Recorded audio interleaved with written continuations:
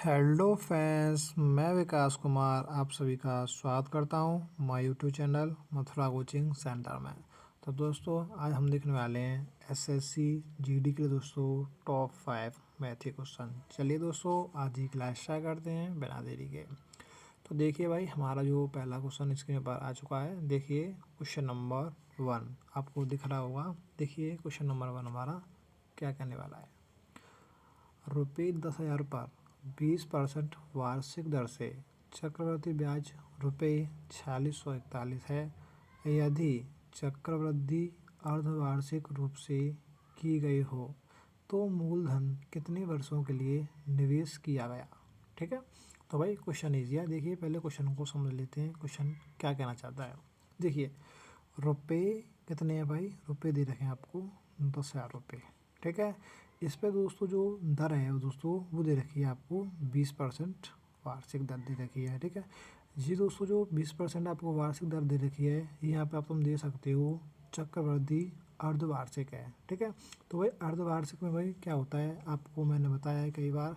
देखिए जो दर होती है वो हो जाती है भाई आपकी आधी, यानी 10 का आधा हो जाएगा 10%, और जो समय होता है वो हो जाता है 2 गुना। ठीक है, तो उसने क्वेश्चन में क्या बोला 20% वार्षिक। ठीक है, इसका क्या मतलब है 1 साल पे 20% है। ठीक है, तो भाई यहाँ से समय हो जाता है हमारा 2 गुना। ठीक है, दर हो जाती है आधी, ध्यान रखना, और समय हो जाता है हमारा 2 गुना। ठीक है, तो हमारा अब भाई क्वेश्चन क्या बन गया, हमारी तरह यहाँ पर 10% है और आपका जो टाइम है वो 2 साल है। ठीक है, तो अब ये बताइए अगर मैं यहाँ से देखूँ 10% की फ्रैक्शन क्या होती है, वो होती है 1/10। तो इसका क्या मतलब है 10 रुपये पर हमें क्या 1 रुपये ब्याज मिल रही है।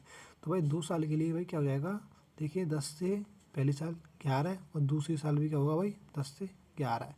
तो ओवरऑल भाई यहाँ से क्या हुआ 100 रुपये से भाई हमारा मूलधन कितना हो गया 121 हो गया। ठीक है ना, अगर हम देखें क्वेश्चन में कि जो हमारा जो प्रिंसिपल दे रखा है यानी मूलधन दे रखा है वो कितना दे रखा है भाई 10,000। ठीक है, तो यहाँ से अगर मैं देखूँ यहाँ से भाई हमें दे रखा है कितना 10,000, तो यहाँ से भाई क्या हो रहा है। ठीक है, तो इसमें हम भाई स्क्वायर में देखेंगे, क्यूब में चेक करते हैं। ठीक है ना, तो यहाँ से मैं देखूँ तो भाई यहाँ से हो रहा है स्क्वायर। ठीक है, तो इधर भी भाई क्या हो जाएगा स्क्वायर ही तो हो जाएगा। सो यहाँ से भाई कितना हो जाएगा 100 का स्क्वायर ही तो है ये 10,000, तो 121 का स्क्वायर क्या हो जाएगा भाई जी हो जाएगा आपका, यहाँ ऊपर लिख देते हैं। ठीक है, यहाँ हो जाएगा भाई 14,641। ठीक है, तो हमारा भाई यहाँ से मूलधन हो गया 10,000 और हमारा जो यहाँ से हो गया मिश्र धन कितना हो गया भाई 14,641। अगर यहाँ से मैं ब्याज देखूँ तो भाई कितना हो जाएगा 4,641। ठीक है, जैसा कि यहाँ पर देखिए हमारा ऑप्शन में यानी कि क्वेश्चन में भाई दे रखा है कि जो चक्रवृद्धि ब्याज है वो 4,641 रुपये है। ठीक है, तो हमारा कहने का मतलब ये हमारा क्वेश्चन दोस्तों वेरीफाई हो चुका है। दोस्तों क्या सालों से हुआ है दोस्तों, ये हुआ है हमारे 2 सालों से। ठीक है, तो यहाँ स्क्वायर हुआ है ना तो भाई 2 साल लगेंगे। ठीक है, तो यहाँ पर हो जाएगा हमारा option number C correct answer. ठीक है ना भाई, तो चलिए नेक्स्ट क्वेश्चन देख लेते हैं। नेक्स्ट क्वेश्चन दोस्तों हमारा क्या कहने वाला है क्वेश्चन नंबर 2। देखिए क्वेश्चन नंबर 2 भी काफ़ी इम्पोर्टेंट क्वेश्चन है। देखिए 750 मीटर लंबी एक ट्रेन एक स्थिर खंभे को 15 सेकंड में पार करती है। इसी चाल से यात्रा करते हुए यह ट्रेन एक पुल को 25 सेकंड में पूरी तरह पार कर जाती है। पुल की लंबाई कितनी है। ठीक है, तो भाई ये भी क्वेश्चन ईजी है। देखिए क्वेश्चन क्या कहना चाहता है, पहले मैं आपको बता दूँ एक बात। ठीक है, जब कोई भी ट्रेन है, ठीक है, अगर कोई भी ट्रेन दोस्तों किसी नुकीली चीज़ को, समझ पा रहे हो, किसी नुकीली चीज़ को दोस्तों, ठीक है, किसी नुकीली चीज़ को अगर पार कर रही है यानी किसी खंभे को पार कर रही है या मतलब कोई नुकीली चीज़ हो, ठीक है, खंभे टाइप की हो, ठीक है, तो वो दोस्तों जो ट्रेन है जो है वो किसी खंभे को या नुकीली चीज़ को पार करती है, तो वो दोस्तों अपने आप को पार करती है यानी अपनी स्वयं की लंबाई को पार करती है। जैसे कि ये ट्रेन है 750 मीटर लंबी ट्रेन है।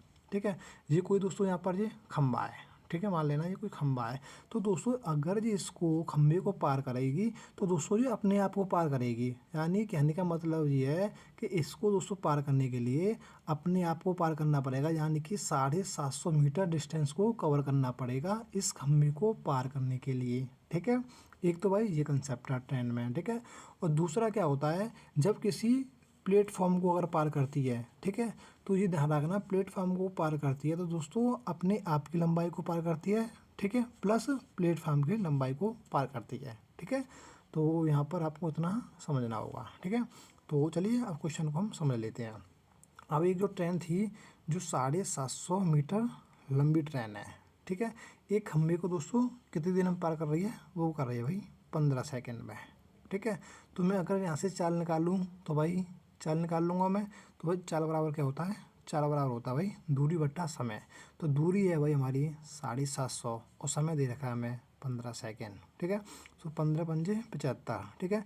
जो ट्रेन है उसकी जो चाल रही होगी 50 मीटर प्रति सेकेंड, ठीक है। तो उसने क्वेश्चन में बोला है, देखिए इसी चाल से यात्रा करते हुए यह ट्रेन एक पुल को 25 सेकंड में पूरी तरह पार कर जाती है, ठीक है। तो भाई जो ट्रेन की जो चाल है वो है 50 मीटर प्रति सेकंड, ठीक है। और जो पुल है दोस्तों, पुल को कितने सेकंड पार कर जाती है भाई 25 सेकंड में, ठीक है।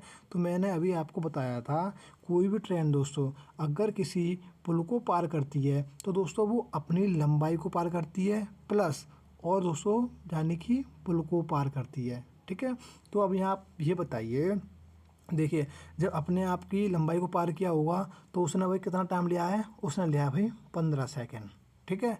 और यहाँ पर दोस्तों जो पुल को पार कर रहा है तो यहाँ 25 सेकंड क्या कर रहा है, ले रहा है, ठीक है। जो यहाँ पर भाई वो 10 सेकंड जो एक्स्ट्रा लग रही हैं, वो क्यों लग रही हैं, वो 10 सेकंड दोस्तों इसलिए एक्स्ट्रा लग रही हैं क्योंकि दोस्तों उसने प्लेटफॉर्म को पार करने में जो समय लिया है वो 10 सेकंड लिए हैं, ठीक है। अब आप ये बताइए 50 मीटर प्रति सेकंड की चाल से जो ट्रेन है वो खंबे को दोस्तों 10 सेकंड में पार कर रही है, ठीक है। तो भाई डिस्टेंस बराबर क्या होती है, क्या होती है भाई, चाल इंटू टी, यानी हमारा जो क्या होता है डिस्टेंस बराबर होता है, यहाँ से होता है भाई चाल इंटू समय। तो मैंने भाई चाल हमारी दे रखी है 50 मीटर प्रति सेकंड इंटू समय दे रखा है 10, तो इक्वल टू कितना हो जाएगा भाई 500 मीटर, ठीक है ना।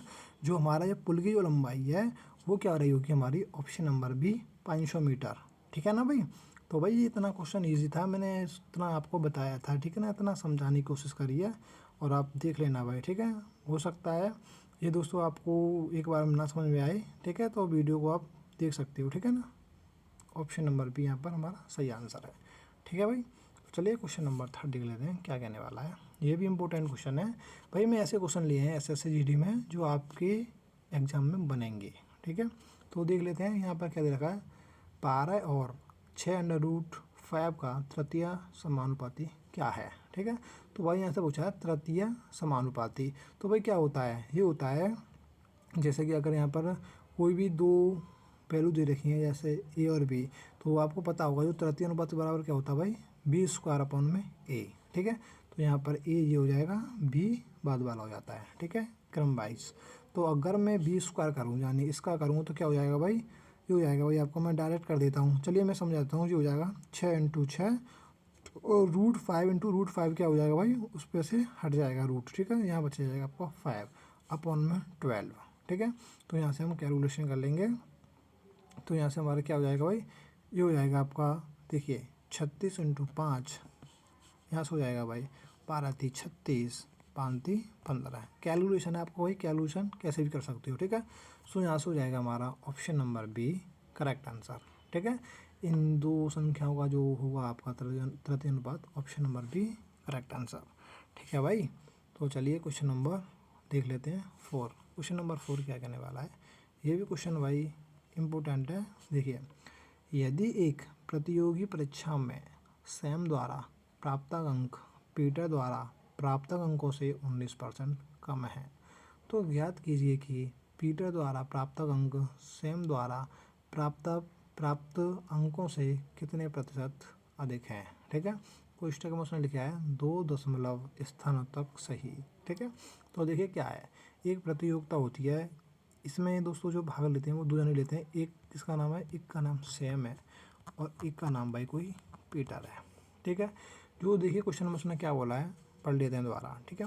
सैम द्वारा प्राप्त अंक पीटर द्वारा प्राप्त अंकों से 19% कम है, ठीक है।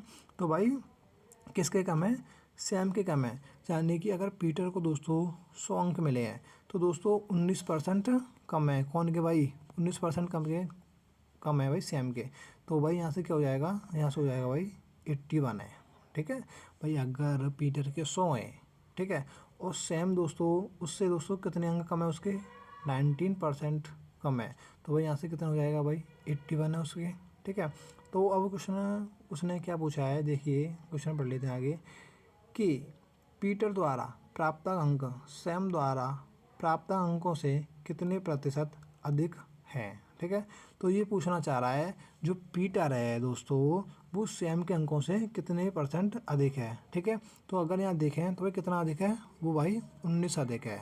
ठीक है, अगर परसेंट में कैलकुलेट करें तो यहाँ से हो जाएगा भाई जो 19 है वो 81 का कितना परसेंट है, बस। ठीक है, तो क्वेश्चन तो भाई इजी था। देखिए कुछ बच्चों में क्या होता है, कुछ भाई बहनों को कन्फ्यूज़न होता है, यहाँ 81 की जगह यहाँ 100 लिख देते हैं, तो ऐसा नहीं करना है आपको। ठीक है ना, तो ये ध्यान रखना है आपको। ठीक है, तो यहाँ से अगर आप कैलकुलेशन करते हो, ठीक है, तो ऑप्शन नंबर डी हमारा यहाँ आ जाएगा। ठीक है, आप कैलकुलेशन कर सकते हो। ठीक है, चलिए नेक्स्ट क्वेश्चन ले लेते हैं, क्वेश्चन नंबर 5।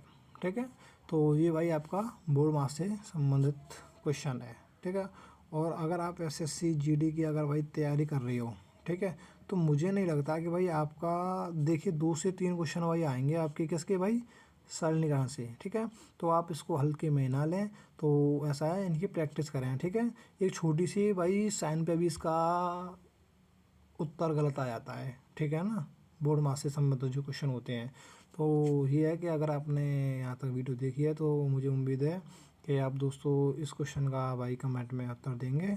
ठीक है, तो चलिए, तो यहाँ पर भाई ये जो हमारा क्वेश्चन है ये आपके लिए भाई होमवर्क होने वाला है। तो आज की वीडियो हम यहीं समाप्त करते हैं। तो अगर वीडियो अच्छी लगी तो लाइक करना और चैनल को सब्सक्राइब करना।